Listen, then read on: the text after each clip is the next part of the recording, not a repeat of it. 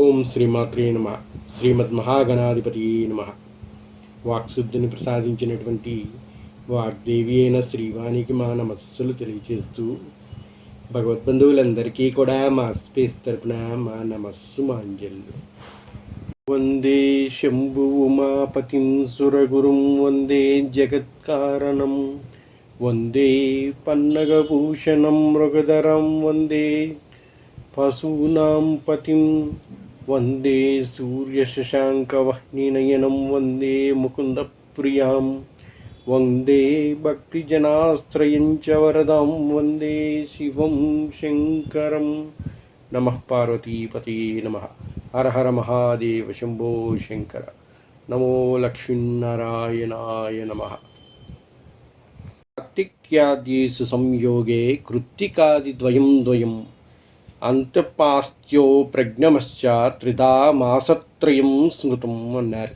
అంటే కార్తీకంతో సమానమైన మాసం లేదంట, విష్ణుదేవుడితో సమానమైన దేవుడు లేదంట, అలాగే గంగతో సమానమైన తీర్థము లేదు అని పురాణోక్తి చెబుతూ ఉన్నది.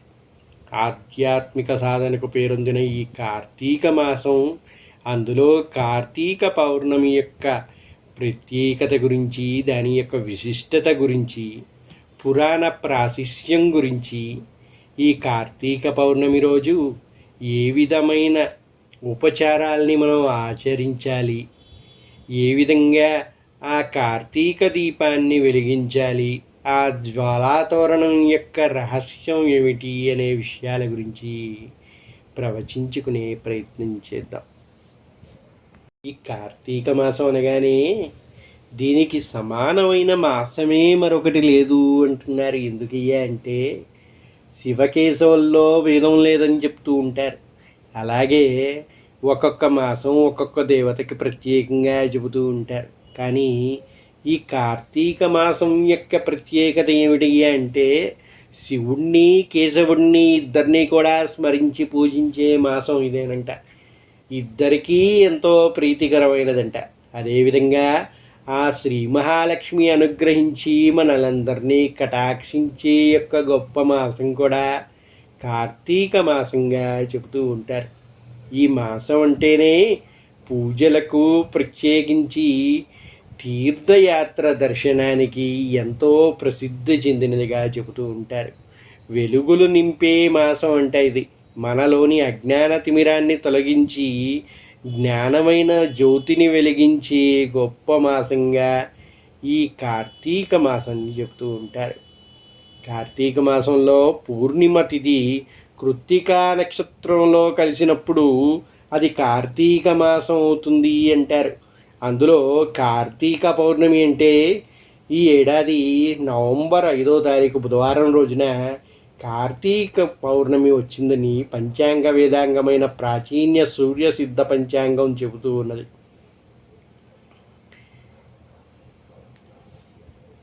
ఇది నవంబర్ 5వ తారీఖు 30:48 అనగా సాయంత్రం 6:35 గంటల వరకు ఉంటుందంట. ఈ పౌర్ణమి సందర్భంగా చంద్రుడు భూమికి అత్యంత దగ్గరగా ఉంటాడు అని చెబుతూ ఉంటారు. చంద్రుడు మనఃకారకుడు అంటారు. అంటే మనం సంతోషంగా ఉండాలంటే మన మనస్సు సంతోషించాలి అని చెబుతూ ఉంటారు. అటువంటి మనసుని సంతోషం కల్పించేది ఎవరయ్యా అంటే అది చంద్రుడంట. అంతటి ప్రశాంతమైన వెన్నెల్ని కురిపించి మనస్సుని సంతోషింపజేస్తాడంట. అంతేనా, చంద్రుడు అంటేనే ఎవరండి అంటే ఔషధకారకుడు అని చెబుతూ ఉంటారు. ఔషధాలు ఎన్ని ఉన్నా వాటికి ఆ ఔషధ గుణం చంద్రకాంతి తగిలిన తర్వాతే వస్తూ ఉంటుంది అంటారు. అటువంటి చంద్రుడు యొక్క పూర్ణ అనుగ్రహం ఈరోజు మనకు కలుగుతుంది అని చెప్తూ ఉంటారు. అటువంటి ఆ చంద్రుని యొక్క కిరణాలు భూమిపైన నీటిలో పడటం వల్ల మనస్సు ప్రశాంతం అవుతుందంట. ఏడాది మొత్తం మనం చేసే స్నానాల్లో కార్తీక స్నానం ఎంతో విశేషమైనదిగా చెబుతూ ఉంటారు. అన్ని మాసాల్లో పూజలు వ్రతాలకి గొప్పదనం చెబుతూ ఉంటే ఈ కార్తీక మాసంలోనే అది కూడా చంద్రుడి యొక్క కాంతి ఉన్నప్పుడు మాత్రమే ఈ స్నానం ఆచరిస్తే దాని యొక్క ఫలితం లభిస్తుంది అని చెబుతూ ఉంటారు. ఎందుకంటే చంద్రకాంతి ఆ నీటిలోకి వెళ్ళి దాని ప్రతిబింబం మన పైన పడటం వల్ల మన శరీరంలో ఉన్నటువంటి సకల దోషాలు తొలగిపోతాయి అని చెబుతూ ఉంటారు. ఆరోగ్యపరంగా కూడా చూసుకున్న చంద్రకాంతి వల్ల ఎన్నో వ్యాధులు నివారణ అవుతాయి అంటారు. అంతటి శక్తి చంద్రుడిలో ఉందంట. ఆ చంద్రుడి యొక్క కాంతి ఆ నీటిలో పడగానే ఒక ఔషధ రూపంగా మారుతూ ఉంటుందంట. అటువంటి సమయంలో స్నానం ఆచరిస్తే ఆ స్నానం వల్ల మనకున్నటువంటి శరీర దోషాలు, ఆరోగ్య దోషాలు తొలగిపోవటమే కాకుండా మన పాపాలన్నీ కూడా తొలగి ఎంతో ప్రశాంతంగా మనస్సు శాంతి చెంది సంతృప్తి కలుగుతుంది అని చెబుతూ ఉంటారు. అందుకే కార్తీక మాసంలో అత్యంత ముఖ్యమైనది కార్తీక స్నానంగా, ఆ తర్వాత దీపంగా చెబుతూ ఉంటారు. ఈ కార్తీక మాసంలో కార్తీక పౌర్ణమి రోజు ఆచరించాల్సిన విధులు శాస్త్రసమ్మతంగా అత్యంత పుణ్యప్రదమైనవిగా పేర్కొంటూ ఉంటారు.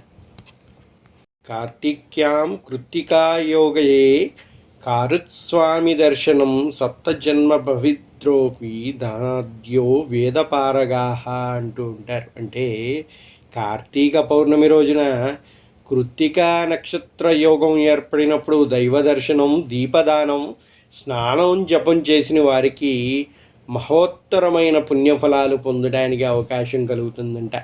ఈ పౌర్ణమి రోజు గంగలో కానీ, గోదావరిలో కానీ, కృష్ణలో కానీ, తుంగభద్రలో కానీ ఎటువంటి పవిత్ర జలాల్లో అయినా, సమీపంలో ఏదైనా తీర్థంలో అయినా స్నానం ఆచరించినా కూడా అది మహాపుణ్యాన్ని ఇస్తుంది అంటారు. ఏమిటండి, నదిలో సముద్రంలో మాత్రమే ఇస్తుందా అంటే చంద్ర దర్శనం కలిగినటువంటి, చంద్రస్పర్శ కలిగినటువంటి ఎటువంటి జలానికైనా కూడా ఈ అనుగ్రహం లభిస్తుందంట. మీకు దగ్గరలో నదులు, బావులు ఏమీ లేవనుకోండి, కొద్దిగా నీటిని ఒక బకెట్లోనో ఇంట్లోనో తీసి బయట పెట్టండి. అప్పుడు చంద్రుని యొక్క స్పర్శ ఆ నీటికి తగలటంతో ఆ నీరు ఔషధపరం అవుతుందంట, మహాతీర్థంగా పరిగణించబడుతుందంట. అటువంటి నీటిలో ఆచమనం చేసి స్నానం ఆచరించిన వారికి సకల పుణ్యాలు లభిస్తాయి అని శాస్త్రవచనంగా చెబుతూ ఉన్నారు. నదీ స్నానం అందరికీ ఆచరించే సాధ్యం కాదు. అటువంటి వారు నేను చెప్పిన విధంగా చేస్తూ కొద్దిగా గంగాజలం కానీ, ఏదైనా పవిత్ర జలం కానీ ఇంట్లో ఉంటే దానిలో కొద్దిగా కలిపి గంగే చయముని చేవ గోదావరి సింధు నర్మదా కావేరి జలాస్మిన్ సన్నిధం కురు అనే ఒక మంత్రాన్ని జపించి ఆ నీటిని స్మృశిస్తే ఆ సకల తీర్థాల యొక్క అనుగ్రహం ఆ నీటికి కలిగి అది ఒక పవిత్ర తీర్థంగా మారుతుంది అని చెబుతూ ఉంటారు. అటువంటి నీటితోటి తలస్నానం ఆచరించి, అభ్యంగన స్నానం ఆచరించి ఆ స్వామికి దీపాన్ని ఆరాధింపజేస్తే సకల శుభాలు కలుగుతాయి ఈ కార్తీక మాసంలో అని చెబుతూ ఉన్నారు. మరి ఈ కార్తీక మాసం స్నానం ఆచరించమన్నారు కదండి, ఏ సమయంలో దీన్ని ఆచరించాలి అంటే ముందుగా మనం చెప్పుకున్నట్టుగా చంద్రుని దర్శనం, చంద్రకాంతి ప్రతిబింబించే సమయంలో చేయమన్నారు. అది ఎప్పుడు ప్రతిబింబిస్తుందండి? సాయంకాల సమయంలో మనకి సాయం సంధ్య దాటిన తర్వాత చంద్రుడి దర్శనం కలుగుతుంది. ఆ దర్శనం ఎప్పటి వరకు ఉంటుందండి అంటే ఉదయ ప్రాతకాలానికి ముందు వరకు ఉంటుందంట. అందుకే కార్తీక స్నానం ఆచరించవలసిన వాళ్ళు ఎప్పుడూ కూడా ప్రాతకాలానికి ముందే ఆచరించాలి అంటారు. ఎందుకంటే చంద్రుడు యొక్క దర్శనం కలిగినప్పుడు మాత్రమే ఆ కార్తీక స్నానం యొక్క పుణ్యఫలం మనకి లభిస్తుందంట. ఆ చంద్రుని కాంతి నీటిని స్పర్శించినప్పుడు మాత్రమే అది కార్తీక స్నానంగా పరిగణించబడుతుంది అంటారు.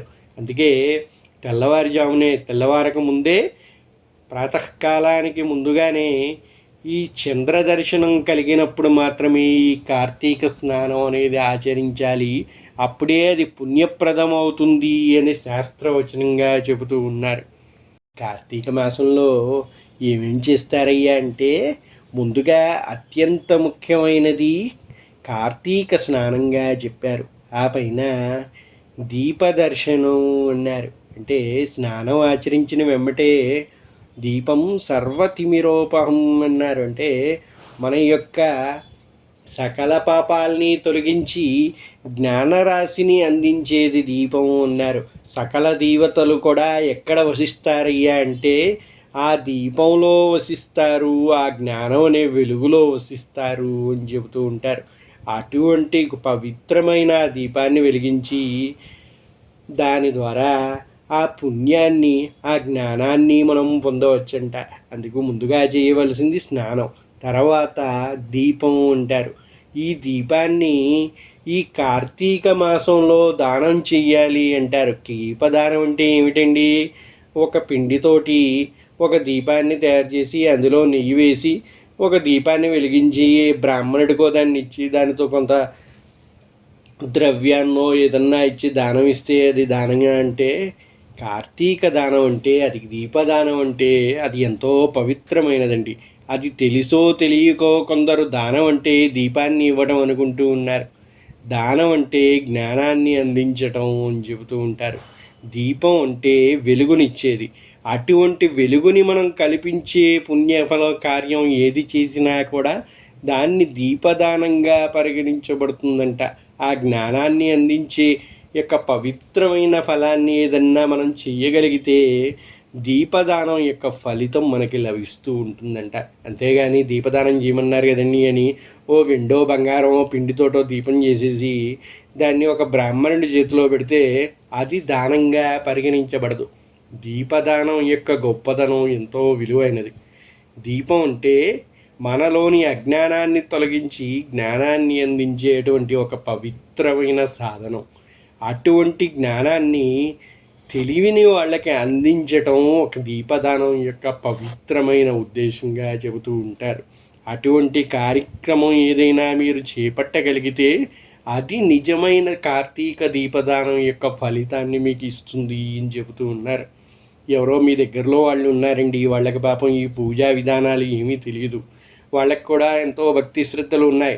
అటువంటి వారికి ఈ పూజలు ఏ విధంగా చేయాలి, ఈ కార్తీక మాసంలో కార్తీక స్నానం, దీపాలను వెలిగించటం, నదిలో వదలటం, ఇటువంటి విశేషాలు మీకు తెలిసినటువంటి భక్తి మార్గాల్ని వాళ్ళకి వివరించి వాళ్ళతో ఆచరింపజేస్తే ఆ దీపం అనే జ్ఞానాన్ని అందించినటువంటి వారు అవుతూ ఉంటారు మీరు.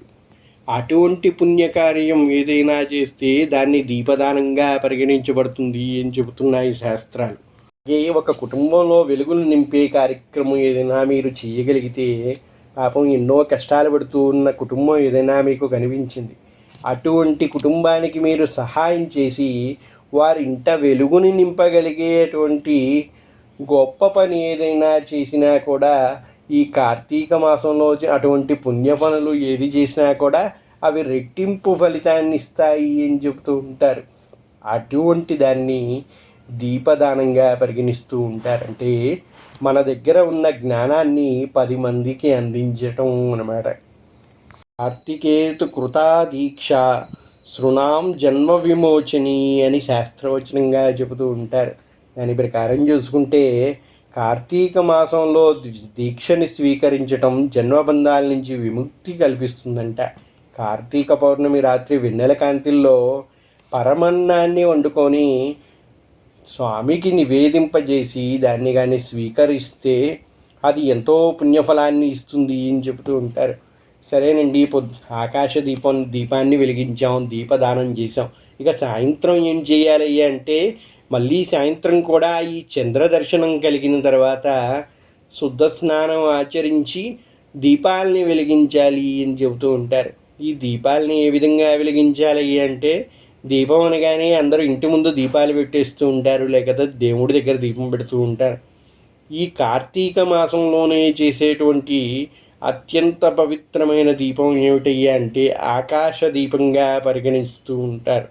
ఆకాశ దీపం ఏమిటయ్యా అంటే, దీపాన్ని ఒక పాత్రలో పెట్టి అది గాలికి ఆరకుండా ఉండేట్టుగా ఏర్పాట్లు చేసి దాన్ని శివుడిగా ఆరాధింపజేసి ఆ దీపాన్ని ఆకాశ మార్గంలో ఉంచటాన్ని ఆకాశ దీపంగా చెబుతూ ఉంటారు. అంటే వెలుగుని మన దగ్గర మాత్రమే ఉంచుకోకుండా ఆ వెలుగుని సర్వవ్యాప్తి చేయటంగా దీన్ని యొక్క ఉద్దేశంగా చెబుతూ ఉంటారు.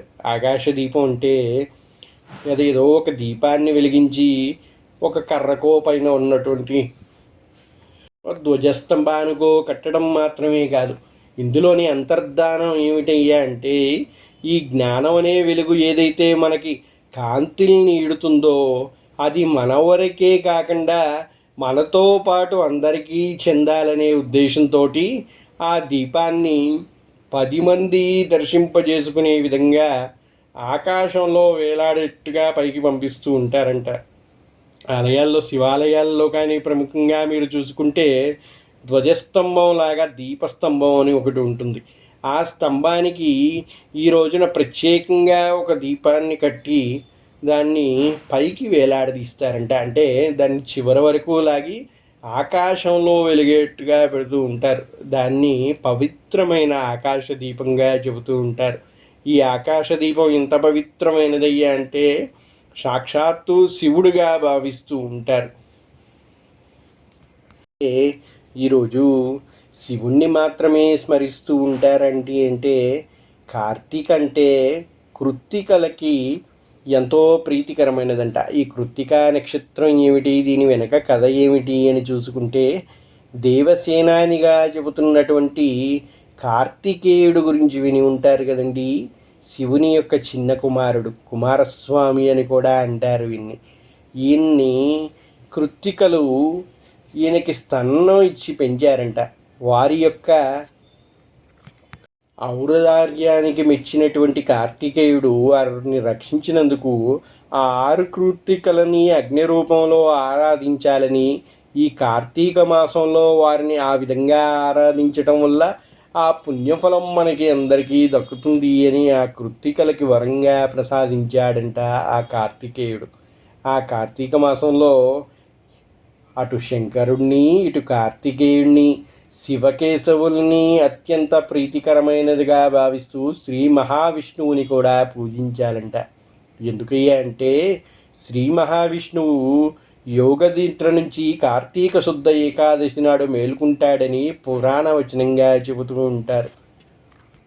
అంతేనా, ఈ కార్తీక పౌర్ణమికి మరొక విశేషం ఉందండి. అది ఏమిటయ్యా అంటే నక్షత్రాలతో కలగలలాడుతుండేటువంటి పౌర్ణమి రోజు అపారమైన మహిమ కలిగినదిగా చెబుతూ ఉంటారు. ఆశ్వీజ శుద్ధ అమావాస్య రోజు మనకి ఏ విధంగా దీపావళి జరుపుకుంటామో అదేవిధంగా కార్తీక పౌర్ణమిని దేవతల దీపావళిగా చెబుతూ ఉంటారు. సకల దేవతలు కూడా వారు దీపావళిని ఈరోజు జరుపుకుంటూ ఉంటారంట. కాశీలో ఈ రోజున దేవ దీపావళిగా వైభవంగా నిర్వహిస్తూ ఉంటారు. ఆ రాత్రి గంగా తీరమంతా వేలాది దీపకాంతులతో వెలిగి అత్యంత సుందర మనోహరంగా ఉంటుందంట. దేవతలే భూమిపైకి వచ్చి దీపారాధన చేస్తారని ఇక్కడ విశ్వాసం. కార్తీక పౌర్ణమి రోజు ఏమేమి చేయాలి అనే విషయాలు కానీ మనం చూసుకుంటే స్నానం, దానం, దీపదానంతో పాటు కేవలం చూసినంత మాత్రాన్ని అనంత పుణ్యాలను అందించేటువంటి మరొక పుణ్య కార్యం కూడా ఈరోజు అదృష్టాన్ని మనకి కలిగిస్తూ ఉంటుంది అని చెబుతూ ఉంటారు. ఏమిటండి, చంద్రదర్శనంతో స్నానం ఆచరించాలి అని చెప్పారు. అది కార్తీక స్నానంగా చెప్పారు. తర్వాత చక్కని మన దగ్గర ఉన్నటువంటి జ్ఞానాన్ని 10 మందికి అందించటం అనే దానాన్ని దీపదానంగా పరిగణించాం. తర్వాత ఆకాశ దీపాన్ని వెలిగించాం. ఇవన్నీ చేసిన తర్వాత ఇంకో కార్యక్రమం, అది పౌర్ణమి రోజు మాత్రమే చేసేటువంటి అత్యంత పుణ్యకార్యంగా చెబుతూ ఉంటారు. ఇవన్నిటినీ ఆచరించాలి, కానీ దీన్ని దర్శనం చేత్రమే పుణ్యం లభిస్తుందంట. అది ఏమిటయ్యా అంటే జ్వాలాతోరణంగా చెబుతూ ఉంటారు. కార్తీక పౌర్ణమి సాయంత్రం వేళ ప్రతి శివాలయంలో ఆలయ ప్రాంగణంలో ఈ ప్రత్యేకమైన వేడుక జరుగుతూ ఉంటుంది. ఆలయానికి ఎదురుగా 2 ఎత్తైన కర్రలను నాటి వాటిని కలుపుతూ అడ్డంగా మరో కర్రని కడతారు. ఆ అడ్డకర్రకి ఎండుగడ్డిని చుట్టిన నిప్పుతో వెలిగిస్తారు. ఇది జ్వాలలతో మండుతున్న తోరణ శివలింగంగా దర్శనమిస్తుంది. ఈ పవిత్రమైన తోరణం కింద పల్లకిలో శివపార్వతుల్ని దాటిస్తారంట. అటువంటి సమయంలో దర్శించుకుంటే జీవితంలోని సకల దోషాలు పాపాలు అన్నీ కూడా తొలగిపోయి మనస్సు ప్రశాంతత లభించటమే కాకుండా ఎంతో పుణ్యఫలాల్ని పొందుతాము అని చెబుతూ ఉంటారు. ఇవన్నీ దీపాన్ని వెలిగించాలన్నారు, స్నానాన్ని చేయాలన్నారు, ఆకాశ దీపాన్ని వెలిగించాలన్నారు. ఇవన్నీ ఆచరణతో సాధ్యమయ్యేవైతే దీన్ని ఈ జ్వాలాతోరణంలో జరిగేటువంటి ఈ కార్యక్రమాన్ని కేవలం దర్శనం చేత మాత్రమే మనకి ఈ పుణ్యఫలాలన్నింటినీ కూడా అందించేటువంటి ఒక శుభకార్యంగా చెబుతూ ఉంటారు. దీని వెనుక ఒక పురాణ ఇతిహాసం ఉంది. అది ఏమిటయ్యా అంటే, పూర్వం త్రిపురాసురులనే ముగ్గురు రాక్షసులు పరమశివుడు పూర్వం త్రిపురాసురులనే ముగ్గురు రాక్షసుల్ని సంహరించిన రోజంట ఇది. అందుకే ఈ పౌర్ణమికి త్రిపుర పౌర్ణమి అని కూడా పేరు ఉంది అని చెప్తూ ఉంటారు. దుష్టుల్ని సంహరించి కైలాసానికి చేరిన తన భర్త ఎక్కడ దృష్టి దోషం తగులుతుందో అని భావించినటువంటి జగన్మాత అయిన పార్వతి ఆ దోష పరిహారం కోసం ఈ జ్వాలాతోరణాన్ని ఏర్పాటు చేసినట్టుగా పురాణం చెబుతూ ఉంటుంది. త్రిపురాసురుణ్ణి రాక్షసుణ్ణి శివుడు సంహరించినందుకు ఆ విజయ చిహ్నంగా తులసి చెట్టు వద్ద 365 ఒత్తులతో దీపాన్ని వెలిగిస్తూ ఉంటాం. ఇది ప్రతి ఇంటా కూడా ఆడవారు చక్కగా స్నానం ఆచరించి సాయం సంధ్య వేళలో ఒక దీపాన్ని తీసుకొని ఆ దీపంలో 365 ఒత్తులతోటి నేతితోటి దాన్ని అభిషేకించి ఆ దీపాన్ని వెలిగిస్తారంట. మనం ఆలయాల్లో అయితే జ్వాలాతోరణాన్ని వెలిగిస్తారు. అది ప్రతి ఇంట సాధ్యం కాదు కనుక ఆ ఉత్సవానికి చిహ్నంగా 365 ఒత్తులు, అంటే సంవత్సరంలో 365 రోజులు ఉంటుందండి. ప్రతి ఒక్కళ్ళు కూడా సంవత్సరం మొత్తం దీపారాధన చేసి ఆ పుణ్యఫలాన్ని పొందటం అందరికీ అన్ని సమయాల్లో సాధ్యం కాదు కనుక ఆ 365 రోజులు దీపాలని వెలిగించినటువంటి పుణ్యఫలాన్ని ఈ ఒక్క రోజులోనే పొందేటువంటి అవకాశం, అపరూపమైన అవకాశం ఈ తులసి చెట్టు దగ్గర వెలిగించేటువంటి ఈ 365 ఒత్తుల వల్ల సాధ్యమవుతుంది అని చెబుతూ ఉంటారు. అందువల్ల ఈ రోజున 365 ఒత్తులతోటి తులసి చెట్టుకి సమీపాన వెలిగిస్తారంట. జ్వాలాతోరణం గురించి చెప్పారు కదండి, ఇది కేవలం త్రిపురాసుర సంహారం గురించి మాత్రమే చేస్తారా అంటే దాదండి. దీనికి మరొక చరిత్ర కూడా చెబుతూ ఉంటారు. క్షీరసాగర సముద్రం మదనం జరిగినప్పుడు అందులో లోకాన్ని నాశనం చేయగల భయంకరమైన హాలాహలం ఒకటి వచ్చిందంట. దాన్ని రాక్షసులు భయంతో పరుగు పరుగున పరమశివుణ్ణి ఆశ్రయించారంట. దేవతలు రాక్షసులు కూడా లోక కళ్యాణం కోసం విష్ణువు ఆ హాలాహలాన్ని స్వీకరించే ప్రయత్నం చేశాడంట. దాన్ని గాలి సోకడంతో ఆయన నీలవర్ణంలో మారిపోయాడంట. ఆయన వల్ల కాదు అని చెప్పి శివుణ్ణి ప్రార్థించాడంట. దానితో ఆ శివుడు దాని యొక్క శక్తిని గ్రహించిన వాడై దాన్ని స్వీకరించలేను అని తెలుసుకొని దాన్ని కంఠంలో బంధించాడంట. అటువంటి హాలాహలాన్ని కంఠంలో బంధించడం వల్ల ఆయన నీలకంఠుడుగా పేరు పొందాడు అని చెబుతూ ఉంటారు. ఈ మహత్తర ఘట్టం జరిగిన తర్వాత పరమశివుడితో పాటు పార్వతీదేవి కూడా ఆ యొక్క హాలాహలం యొక్క శక్తిని తగ్గించడం కోసం ఈ జ్వాలాతోరణం కింద నుంచి ప్రదక్షిణ చేశారు అని చెబుతూ ఉంటారు. అటువంటి ఘోరమైన హాలాహలం అండి. దాన్ని స్వీకరించి దాన్ని నిగ్రహించే శక్తి కేవలం ఆ సృష్టికారకుడైనటువంటి పరమశివుడికి మాత్రమే సాధ్యమైందంట. దాన్ని బంధించి వేశాడు ఆ నీలకంఠుడు. దాన్ని బంధించే సమయంలో దాని యొక్క వికృతిని భరించడానికని ఈ నిప్పుల గుండా పయనించాడంట పరమేశ్వరుడు. పరమేశ్వరుడు అంటే ఆయనకి అర్ధభాగం పార్వతి కదండి. అందుకే పార్వతీ పరమేశ్వరులు ఇద్దరూ కూడా ఆ జ్వాలాతోరణం గుండా 3 మార్లు తిరిగారంట. అలా తిరిగినందున దాన్ని పురస్కరించుకొని ఈ పౌర్ణమి రోజు జ్వాలాతోరణం కింద పార్వతీ పరమేశ్వరులని తిప్పడం జరుగుతూ ఉంటుందంట. ఆ దృశ్యం చూడటంతో ఎంతో పుణ్యఫలం మనకి లభిస్తుంది అని చెబుతూ ఉంటారు. ఈ జ్వాలాతోరణ దర్శనం చేతనే నరక నుంచి విముక్తి లభిస్తుందంట. సర్వపాపాలు హరించి ఆరోగ్యం చేరుతుందంట. అపమృత్యు నివారింపబడుతుంది అని శాస్త్రవచనంగా చెబుతూ ఉంటారు. కార్తీక పౌర్ణమి రోజు ఆచరించాల్సినటువంటి విధి విధానాల గురించి, ఈ కార్తీక పౌర్ణమి యొక్క విశిష్టత గురించి చెప్పుకున్నాం కదండి. మరి దీని వెనుక ఒక పురాణ గాథ ఉంది అని చెబుతూ ఉంటారు. దాని గురించి కూడా చెప్పుకుందాం. పాండ్యుడు కుమద్వతి దంపతులు సంతానార్థం శివుణ్ణి ఆరాధించి ప్రత్యక్షం చేసుకున్నారంట ఒకనాటి కాలంలో. వారు చేసిన ఆరాధనలోని చిన్న లోపం వల్ల సరైన వరం ఇవ్వదలుచుకోలేదట శివుడు. అందుకే అల్పాయుష్కుడుగా అతి మేధావి అయిన కొడుకు కావాలా, పురాణాయుష్కురాలైన విధవ అయిన కుమార్తె కావాలా అని అడిగితే కుమారుణ్ణే కోరుకున్నారంట దంపతులు. అతడు వయసు పెరుగుతున్న కొలది వారిలో గుబులు పెరిగిందంట. ఆ సమయంలో శివభక్తి పరాయణురాలైన అలకాపురి రాజకుమార్తెపై వారి దృష్టి పడిందంట. ఆమె పిలిస్తే శివుడు పలికేటంత భక్తి శక్తి కలదని విన్నారంట దంపతులు. ఆ పిల్లను తమ కోడలిగా చేసుకుంటే తమ బిడ్డ పూర్ణాయుష్కుడిగా మార్చే బాధ్యత ఆమె చూసుకుంటుందని ఆలోచించి అలాగే చేశారంట. వివాహమైన కొన్నాళ్ళకి భర్త కోసం యమభటులు వచ్చేసరికి విషయం తెలుసుకుందంట సాధ్వి. తక్షణమే తన భక్తి ప్రవర్తనలతో శివుణ్ణి ప్రార్థించి ప్రత్యక్షం చేర్చుకొని భర్తకు పూర్ణాయుష్కునిగా మార్చమని వరం పొందిందని చెబుతూ ఉంటారు. పాండ్యుడికి శివుడిచ్చిన వరం వల్ల అర్ధాయుష్కుడైన కొడుకు పుట్టాడంట.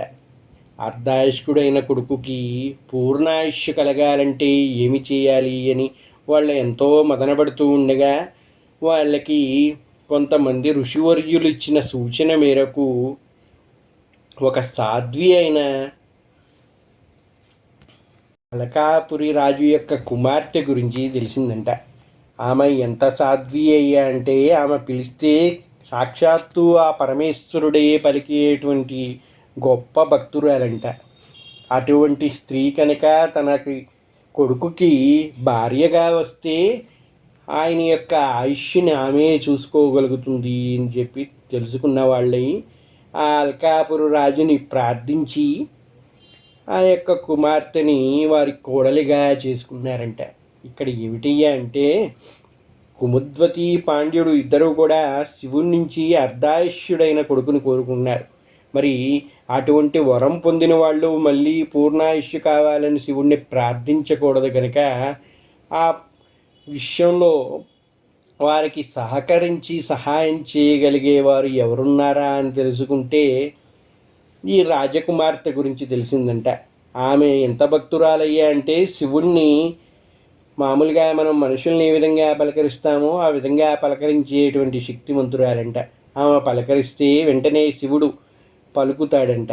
అటువంటి స్త్రీకి కానీ తన కొడుకునిచ్చి వివాహం జరిపిస్తే తన భర్త యొక్క ఆయుష్ని తానే చూసుకోగలుగుతుంది అనే ఉద్దేశంతో ఆ విధంగా జరిపించారంట. వారికి వివాహం అయింది. ఒకరోజు యమభటులు వచ్చారంట ఇంటి దగ్గరికి. వారిని చూసినటువంటి ఆ స్త్రీ తక్షణమే తన భక్తి ప్రవర్తనలతోటి ఆ శంకరుణ్ణి వేడుకుందంట. తన భర్త అయినటువంటి ఆయనకి పూర్ణాయుష్యుని ప్రసాదించమని కోరుకుందంట. ఎందుకయ్యా అంటే ఆ స్త్రీకి భర్త కానీ మరణిస్తే విధవగా మారుతుంది. అటువంటి ఆమె పరమశివభక్తురాలు కదండి. శివుడు కూడా అటువంటి పరమశివభక్తురాలని విధవగా మార్చడానికి ఇష్టపడ్డు కదా. ఎప్పుడైతే ఆ యువతి ప్రార్థించిందో శివుడు కూడా కటాక్షించి వరాన్ని అందించాడంట. ఆ విధంగా అతడు పూర్ణాయుష్కుడయ్యాడు అని చెబుతూ ఉంటారు. ఇలాగే ఇంకొక కథ కూడా చెబుతూ ఉంటారు. తారకాసురుడు ముగ్గురు కుమారులుగా బ్రహ్మను మెప్పించి త్రిపురసుల గురించి విన్నాం కదండి. దీన్ని త్రిపుర పౌర్ణమిగా కూడా పిలుస్తూ ఉంటారు. వీరెవరయ్యా అంటే తారకాసురుడికి ముగ్గురు కుమారులు జన్మించారంట. వారినే త్రిపురాసురులుగా చెబుతూ ఉంటారు. వారు బ్రహ్మకై ఘోరమైన తపస్సు ఆచరించి 3 వరాల్ని పొందారంట. ఎవరి వల్ల మరణం లేకుండా ఒక వరం, ఎక్కడికైనా స్వేచ్ఛగా సంచరించగలిగే శక్తిని కలగటం ఒక వరం అంట. ఎప్పుడైతే మరణం లేకుండా వరం కోరారో అది సాధ్యం కాదన్నాడంట బ్రహ్మ. అలాగైతే రథం కానీ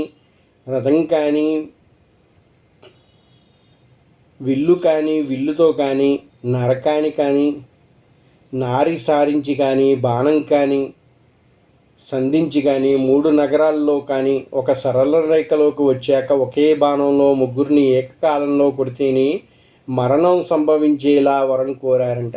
వారు ఈ విధమైన వరం కోరారు అంటే మరణం లేకుండా వరం కోరారంట.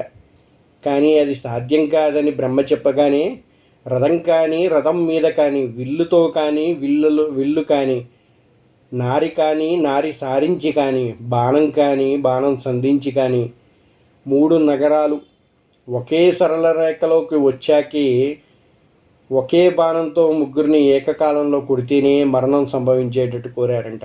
ముందుగా వీటి వల్ల మరణం సంభవించకుండా కోరారంట. అది ఏ విధంగా రథం పైన వచ్చి కానీ రథం మీద కానీ వాళ్ళకి మరణం రాకూడదంట. విల్లుతో కానీ విల్లు కానీ నారి సంధించి కానీ బాణం సంధించి కానీ వాళ్ళని సంహరించరాదు అని కోరారంట. వాళ్ళని సంహరించాలంటే ఏ విధంగా చేయాలంటే 3 నగరాలు ఒకే సరళ రేఖలోకి వచ్చాక ఒకే బాణంతో ముగ్గురిని ఏకకాలంలో కొడితేనే మరణం సంభవించేలా కోరారంట. బ్రహ్మ కూడా ఆలోచించాడంట. మరణం అనేది వద్దని అడగట్లేదు కదా, ఇటువంటి వరాన్ని మాత్రమే ప్రార్థించాడు కదా అని సరే అన్నాడంట.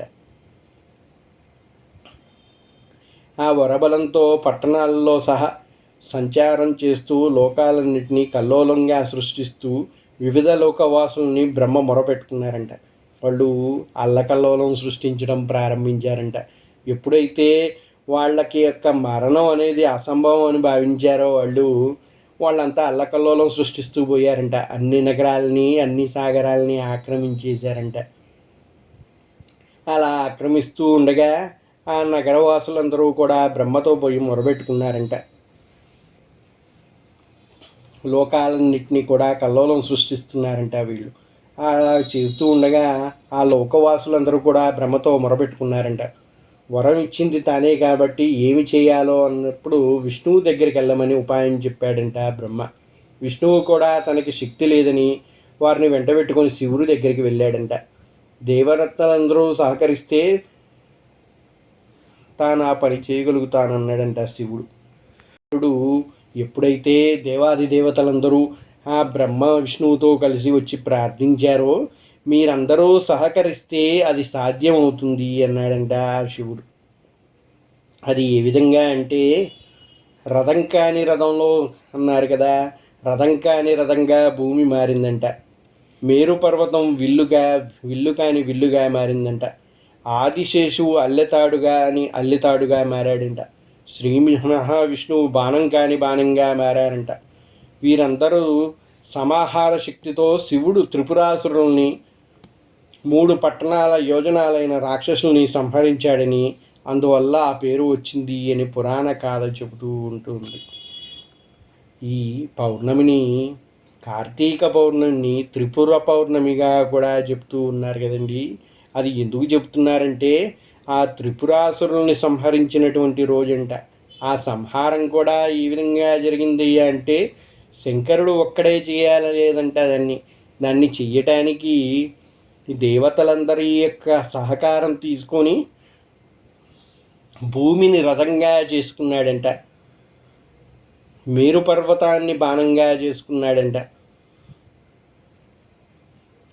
మేరు పర్వతాన్ని విల్లుగా చేసుకొని ఆదిశేషుణ్ణి ఆ విల్లుకి అల్లెతాడుగా మార్చి శ్రీ మహావిష్ణువునే స్వయంగా బాణంగా మార్చుకొని వీరందరి సహకార శక్తితో శివుడు ఆ త్రిపురాసురుల్ని సంహరించాడు అని చెబుతూ ఉంటారు. అందువల్ల ఈ పవిత్రమైన రోజు అందరూ కూడా ఏమేమి చేయాలి అంటే ఈరోజు దైవ దర్శనం, దీపారాధన, దీపదానం, సాలగ్రామ దానం, దీపోత్సవం నిర్వహించి మీకు కుదిరినంత వరకు మీ శక్తి కొలది 10 మందికి జ్ఞానాన్ని ఉపదేశించి భక్తి మార్గాన్ని అనుగ్రహించే శక్తితోటి కార్యక్రమాలన్నింటినీ చేయటం వల్ల మీ యొక్క పూర్వపాపాలన్నీ తొలగిపోయి సంతోషంతో పాటు సకల ఐశ్వర్యాలు అనుగ్రహించబడతాయి అని చెబుతూ ఉన్నారు. సర్వే జనా సుఖినో భవంతు. స్వస్తి. పార్వతీపతి హర హర మహాదేవ శంభో శంకర. లక్ష్మీనారాయణాయ నమః. సర్వదేవతానుగ్రహకటాక్షిద్ధిరస్తు. శ్రీరస్తు శుభమస్తు. అవిఘ్నమస్తు. శ్రీదేవతాభ్యో సమస్తదేవతాభ్యో నమః. శ్రీమాత్రే నమః.